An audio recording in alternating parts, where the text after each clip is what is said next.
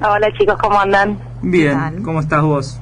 Bien, todo bien. Bueno, lo primero que tenemos que preguntarte, nosotros estamos viendo qué pasaba en la Revolución de Mayo, 25 de mayo, y los sectores populares. ¿Cuál fue el rol de los sectores populares en la Revolución de Mayo? Bueno, es muy debatido eso. No hay una posición, digamos, que sea muy común a lo que es todos los historiadores o la normalidad de los historiadores en Argentina. Sí. Por lo general, lo más aceptado, ¿no?, es que tuvieron algunos sectores, particularmente los más ligados a al sector criollo, digamos, tuvieron un rol muy importante. De hecho, la gran mayoría de los integrantes de la primera junta son criollos, obviamente con cierto poder adquisitivo, pero que tenían un cierto arraigo en los sectores populares. Particularmente es el caso de Cornelio Saavedra, que era capitán de las milicias, y es algo muy interesante eso. Las milicias se organizaron en Buenos Aires para la Reconquista, sí. O sea, después de el intento de invasión inglesa, los dos intentos que hubo, sí. Se generó una especie de ejército regular que hubo que mantener una vez que se rechazó el avance inglés, y eso significó para muchísima gente un cierto avance social, ¿no? O sea, uno podía entrar a la milicia, cobraba un sueldo, tenía un reconocimiento bastante bueno dentro de la sociedad, y lo más interesante de eso es que los jefes eran elegidos por voto popular. Entonces, Saavedra particularmente tenía bastante arraigo con milicias, por eso es que él termina ocupando el cargo de presidente, y es uno de los que presiona, de hecho, a Cisneros, primero para que llame al Cabildo Abierto, y después también para que la Junta, que se había conformado con Cisneros a la cabeza, se desarme, digamos. Está bueno eso, porque después Saavedra, lo que nosotros veíamos más o menos, día por día y demás, Saavedra termina siendo como alguien más del tinte conservador, por decirlo de alguna forma, pero llega como alguien catapultado por lo popular, digamos, por el voto popular, por esto que decís vos. Está como, esa relación está buena, ¿no? Sí, o sea, en realidad es medio complicado ver quién es conservador, quién es liberal. El tema de la Revolución de Mayo justamente es que era un contexto bastante extraño, relacionado también con lo que estaba pasando en España. O sea, no sé si ustedes saben, Fernando VII en realidad asume por presión popular en España para que su padre renuncie para poder enfrentarse, digamos, al avance francés. Claro. Y las juntas un poco en España empiezan a surgir por eso, cuando a Fernando Napoleón lo obliga a abdicar, y a Carlos, a su padre, que era Carlos V o cuarto, no me acuerdo, también lo obliga a abdicar. Las juntas empiezan a surgir con esa lógica. Bueno, el rey ya no está, no hay un rey, el rey francés que están poniendo no lo reconocemos, la soberanía, digamos, de gobernarse vuelve hacia el pueblo. Y eso es un poco lo que se intentó replicar acá. Algunos como para tratar de mantenerse lo más ligados posible a la corona española, en un intento de que, bueno, si esto fracasa, si el intento de los franceses fracasa, que no digan que las colonias americanas no apoyaron al rey. Y otros, como por ejemplo Mariano Moreno, o Paso, Castelli, Belgrano, con una idea un poco más revolucionaria, digamos, si ya me animo a decir revolucionaria, de liberarnos finalmente de la colonia española, ¿no? Saavedra, para mí, a mi entender, entra, digamos, dentro del primer grupo. O sea, vamos a ver qué pasa, y claro, si esto fracasa, bueno, que nadie diga que apoyamos a los franceses. Claro, salgamos lo mejor parados posible. Claro. Entre estos revolucionarios, ¿no?, que decimos que son los próceres, ¿no?, Saavedra, Moreno y demás, ¿cómo eran consideradas las demandas de los sectores populares? ¿Y cuáles eran las principales, digamos, ¿no? La libertad de vientre termina saliendo, pero supongo que pedían no dejar de ser esclavos. Y bueno, eso es un debate que más que nada lo da Moreno, que era, digamos, el que tenía las ideas un poco más avanzadas en el sentido de las discusiones que se estaban dando ya en Europa. Lo sigue un poco el grupo que está por detrás de él, que son Castelli, Belgrano. Por eso justamente Moreno y su grupo se enfrentan al grupo de Saavedra. En Saavedra intenta como mantener un poco las cosas tal cual están, y liberar un poco el tema del comercio, ¿no?, que era lo que más les afectaba a los criollos, que tenían muchas dificultades para comerciar porque el comercio solamente lo podían hacer con la corona española, o sea, nosotros mandábamos productos a España y España los vendía por el resto de Europa. Obviamente que había un mercado negro, contrabando, tipo Buenos Aires era la ciudad con mayor contrabando, digamos, de todo el virreinato, pero el mayor reclamo con el que se identificaban, digamos, los sectores criollos era justamente eso, la liberalización del comercio.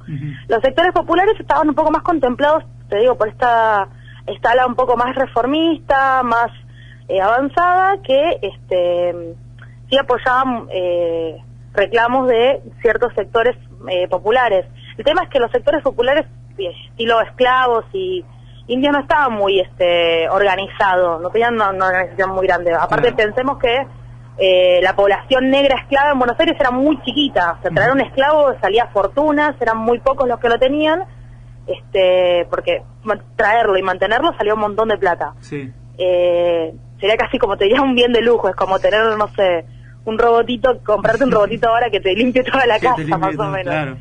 Pero sí había toda una idea de avanzar en una liberación, digamos, de las colonias. Bastante animada esta idea por Moreno, por Belgrano, por eso es que todo este grupo se va desmembrando, ¿no? Los van mandando a Belgrano a combatir en la frontera norte, a Castelli también, a Moreno lo mandan a una especie de viaje por Europa y mueren en circunstancias medio sospechosas. Y ahí vos nombraste a los indios, digo, porque nosotros tenemos, bueno, el sector popular, digamos, estaban los negros esclavos, los indios, ¿qué digo?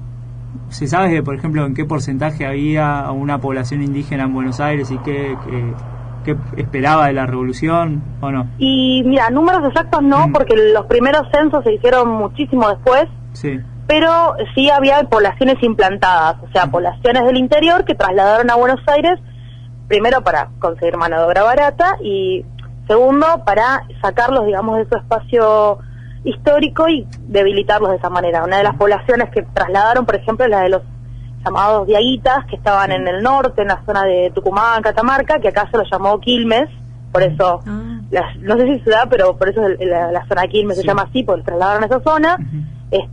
Los trajeron caminando, ¿no? Sí, caminando, o sea, los indígenas resistieron un montón de años, les cortaron el agua, estuvieron como casi un siglo resistiendo, y cuando finalmente los doblegaron, lo que hicieron fue sacarlos de su lugar y trasladarlos a Buenos Aires. ¿Y acá qué hacían acá en Buenos Aires?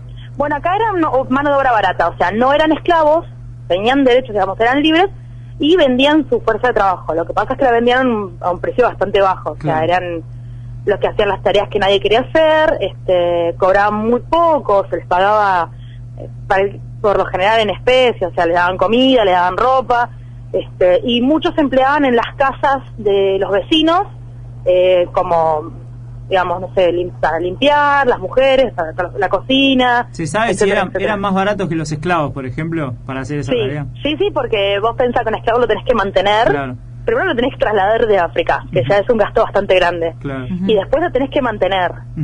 Al indio le daban, no sé, algo de comida, por ahí un par de monedas, y con eso que se arregle. O sea que si eras extranjero la pasabas mejor. O sea, entre lo malo, si venías de afuera venías mejor. Yo te iba a hacer una pregunta que por ahí, o sea, es algo que estoy pensando en este momento.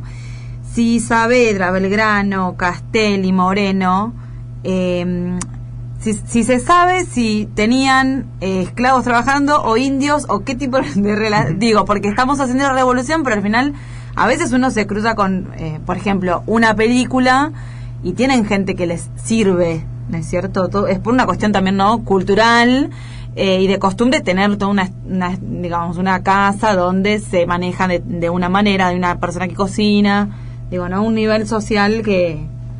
Sí. ¿Hola? Sí. Ay, perdón, estoy con el celular y tengo muy poca señal. Está bien.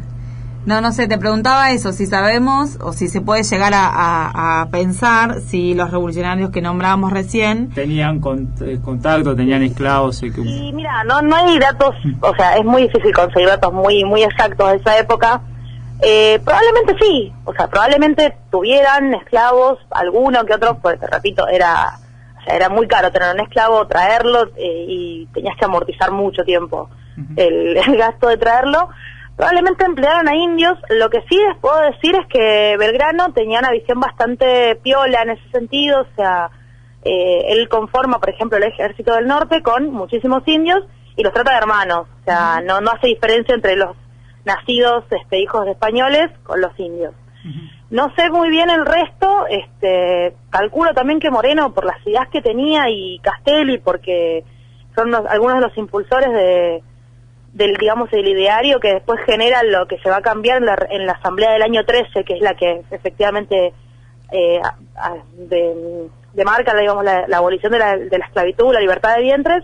Calculo que ellos tendrían también una visión parecida, pero es muy probable que tuvieran esclavos, y es muy probable que también tuvieran indios trabajando por ahí en las condiciones un poco más humanitarias que el resto de los criollos o de los españoles, pero claro, digamos, de una forma medio precaria también. La última, Mariana, yo leía hoy, ¿no? Además de esto de las peticiones de los sectores populares, digo, ¿qué pasó después, ¿no? Con los sectores populares y después de la Revolución de Mayo? Entonces encuentro que el 5 de abril de 1811, un sector de saavedristas logró movilizar, ¿no?, a la plaza a los hombres de poncho y chiripá que vivían en los suburbios de Buenos Aires para echar a los morenistas, ¿no? Sí. Digo, ¿qué pasó después con los sectores populares después de la ¿cómo se llama?, de la Revolución de Mayo en sí misma, digo?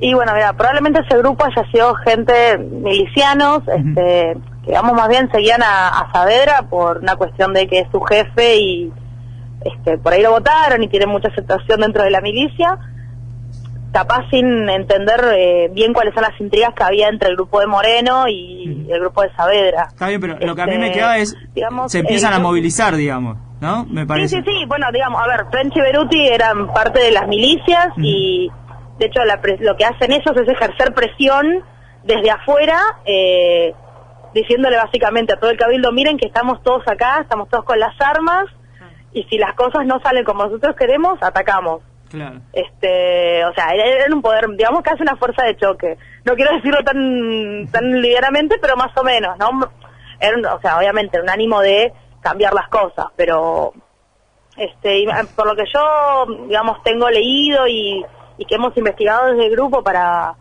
esta semana, que estuvimos haciendo algunas columnas, unos micros para la radio, que lo escuchen exactamente mañana. Digamos, los sectores populares siempre estuvieron involucrados en las luchas de independencia, particularmente el sector indígena. Hay muchísimos casos de negros también que han participado de los ejércitos, tanto de San Martín como de Belgrano.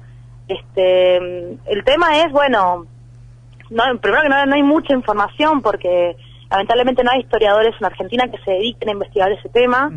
La historia argentina tiene una cierta tendencia a investigar más bien temas de la gran política, claro, y la economía, y no tanto lo social. Sí hay algunas investigaciones, por ejemplo, hay un libro muy interesante de Gabriel Di Meglio que es sobre las clases populares en Argentina y abarca todo ese periodo. Por lo general, digamos, los sectores de indios y de negros han participado de las luchas de independencia e incluso se han plegado después a los distintos bandos en el momento de la guerra civil que hubo entre unitarios y federales. Por lo general, los indios, más o menos en esa época ya no se sumaban tanto, de hecho existían más al sur, digamos, la avanzada del ejército de Rosas particularmente, claro, y que fue, digamos, el primero que empezó a extender la frontera hacia lo llamado desierto en el sur, pero muchos se plegaron al ejército de los federales, también, digamos, entendiendo que pasa el tiempo y se van mezclando cada vez más con los españoles, ya no son indios, digamos, indios puros, o sea, ya van teniendo otra relación. Se va complejizando la cosa, claro. O sea, es medio complicado decir los indios, los negros, claro. Es medio complejo, particularmente en Argentina, donde se mezclaron tanto.